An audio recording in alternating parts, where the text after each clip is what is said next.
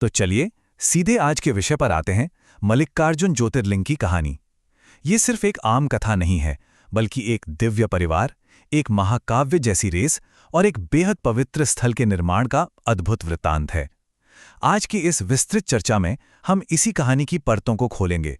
एक ऐसी यात्रा जो हमें आध्यात्मिकता के साथ साथ जीवन के कुछ बहुत ही गहरे सबक भी सिखाती है। अब जरा सोचिए, जब भी हम देवताओं के बारे में सोचते हैं तो एकदम शांति और संतुलन का ख्याल आता है ना। लेकिन क्या हो अगर उनके बीच ही कोई भयंकर प्रतियोगिता छिड़ जाए? कैसे एक साधारण सा पारिवारिक विवाद या यूं कहें कि एक छोटी सी चर्चा ब्रह्मांड के सबसे शक्तिशाली और अनूठे आध्यात्मिक स्थलों में से एक के निर्माण का कारण बन सकती है? ये सिर्फ कोई दौड़ या हार जीत की बात नहीं थी। ये एक ऐसी घटना थी जिसने हमेशा के लिए आस्था के नक्शे को बदल कर रख दिया। आइए देखते हैं कि इस पूरी प्रतियोगिता की जड़ आखिर क्या थी। तो कहानी शुरू होती है एक बहुत ही शांतिपूर्ण और खुशहाल माहौल से। भगवान शिव और माता पार्वती अपने दोनों बेटों गणेश और कार्तिकेय के साथ बड़े ही आनंद से रह रहे थे। सब कुछ एकदम परफेक्ट था। लेकिन जैसे हर घर में होता है ना, एक दिन एक बड़ा ही स्वाभाविक सा सवाल उठ खड़ा हुआ। दोनों भाइयों में से पहले शादी किसकी होगी? ये एक ऐसा सवाल है जो किसी भी आम घर में चर्चा का विषय बन सकता है। लेकिन जब ये चर्चा ब्रह्मांड के सबसे शक्तिशाली देव परिवार में हो रही हो, तो इसका समाधान भी कोई साधारण तो हो नहीं सकता था। बस इसी एक सवाल ने उस शांत माहौल में एक रोमांचक रेस के बीज बो दिए। अब इस समस्या का जो हल निकाला गया, उसने इस महाकाव्य जैसी दौड़ की नींव रख दी।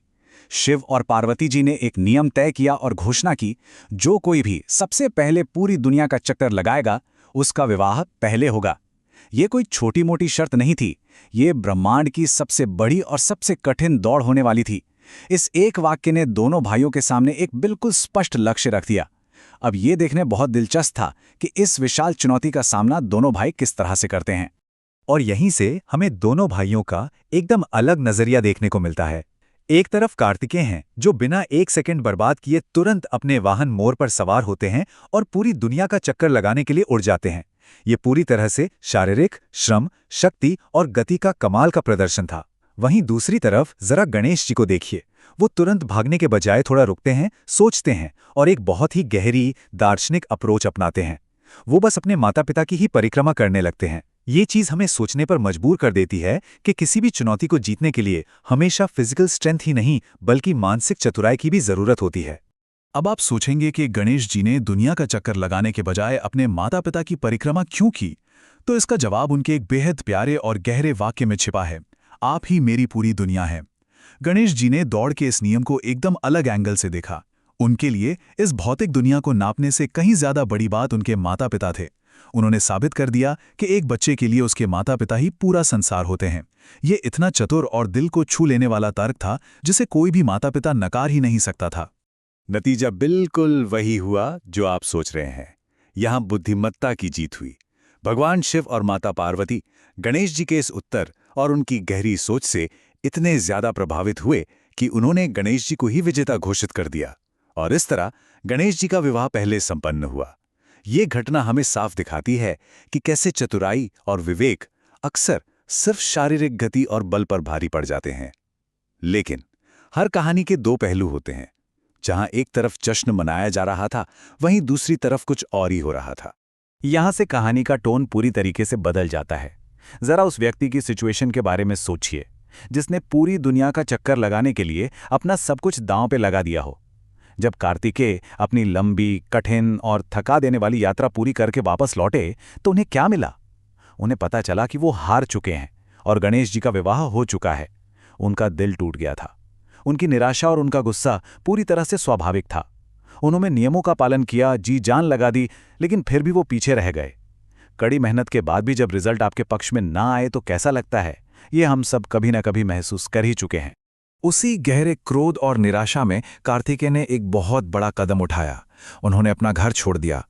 वो सब कुछ त्याग कर अकेले रहने के लिए एक पर्वत पर चले गए, जिसे क्रौंच पर्वत कहा जाता है। इसी जगह को आज हम श्रीशैलम के नाम से जानते हैं। उनका ये एकांतवास उनके आहत मन का प्रतीक था। वो अपनी हार से इतने ज्यादा दुखी थे कि उन्हें लगा परिवार से दूर रहना ही बेहतर है। एक परिवार के लिए ये बहुत ही मुश्किल वक्त होता है जब एक बेटा रूठकर घर से दूर किसी वीरान पहाड़ पर चला जाए। लेकिन यहीं पर एक बहुत ही खूबसूरत यूनिवर्सल सच्चाई सामने आती है। एक माता पिता का प्यार कभी भी अपने बच्चे को अकेला नहीं छोड़ता। भले ही बच्चा कितना भी गुस्सा हो या दूर चला जाए, वो अटूट बंधन हमेशा कायम रहता है। भगवान शिव और देवी पार्वती अपने बेटे को इस तरह दुखी और अकेला तड़पते हुए नहीं देख सकते थे। वो तुरंत कार्तिकेय को मनाने और सांत्वना देने के लिए उनके पीछे पीछे क्रौंच पर्वत तक आ गए, क्योंकि हालात चाहे जो भी हों, माता पिता का दिल हमेशा अपने बच्चे के लिए ही धड़कता है। क्रौंच पर्वत पहुंचने के बाद शिव और पार्वती ने यह तय किया कि उनका बेटा अब फिर कभी खुद को अकेला महसूस ना करे। इसलिए उन्होंने अपने बेटे के करीब रहने के लिए हमेशा के लिए वहीं रुकने का फैसला किया, और वो वहां एक अत्यंत तेजस्वी ज्योतिर्लिंग के रूप में प्रकट हुए। ये कोई आम निवास नहीं था, ये ब्रह्मांडीय ऊर्जा का एक ऐसा रूप था जिसने उस जगह को हमेशा के लिए बदल दिया। शिव और पार्वती का यही फैसला उस पवित्र स्थल के निर्माण का कारण बना जिसकी आज हम चर्चा कर रहे हैं। चलिए अब देखते हैं कि इस ज्योतिर्लिंग का नाम मल्लिकार्जुन आखिर पड़ा कैसे। ये नाम वास्तव में शिव और पार्वती दोनों की पहचान का एक बहुत ही सुंदर संगम है। मल्लिका का अर्थ है देवी पार्वती, जिसकी तुलना चमेली के सुगंधित फूल से की गई है, और अर्जुन भगवान शिव का ही प्रतिनिधित्व करते हैं। इन दोनों को मिलाकर बनता है मल्लिकार्जुन। ये इस बात का प्रतीक है कि उस ज्योतिर्लिंग में केवल शिव ही नहीं बल्कि शिव और शक्ति दोनों का एक साथ वास है। अब यहाँ एक बहुत ही माइंड ब्लोइंग फैक्ट सामने आता है। मल्लिकार्जुन ज्योतिर्लिंग केवल भगवान शिव का ही निवास नहीं है। इसी ज्योतिर्लिंग परिसर के ठीक अंदर एक बेहद शक्तिशाली शक्तिपीठ भी मौजूद है, भ्रमारांबा मंदिर। ये देवी पार्वती को भ्रमारांबा के रूप में समर्पित है। ये जानकारी इस स्थान को आध्यात्मिक दृष्टि से और भी ज्यादा कॉम्प्लेक्स और पावरफुल बना देती है। जरा सोचिए, एक ही जगह पर ज्योतिर्लिंग और शक्तिपीठ का होना अपने आप में बहुत ही दुर्लभ बात है। इस शक्तिपीठ की अपनी एक अलग और बहुत ही गहरी पौराणिक अहमियत है। ऐसा माना जाता है कि ये वो पवित्र जगह है जहां देवी सती के शरीर का एक अंग गिरा था। देवी सती की कहानी और उनके शरीर के अंगों के गिरने से शक्तिपीठों के निर्माण की जो कथा है, वो भारतीय आध्यात्मिकता का एक बेहद जरूरी हिस्सा है। ये बात क्रौंच पर्वत की उस जमीन में आध्यात्मिकता की एक और गहरी परत जोड़ देती है। ये सिर्फ एक परिवार के मिलने की जगह नहीं है, बल्कि ये आदि शक्ति की मौजूदगी का एक प्राचीन केंद्र भी है। वैसे यहाँ भ्रामली या भ्रमरांबा शब्द का मतलब समझना भी बहुत दिलचस्प है। भ्रामरी का मतलब होता है मधुमक्खियों का रूप। ये एक बहुत ही हैरान करने वाला और एकदम एक्शन से भरपूर डिटेल है।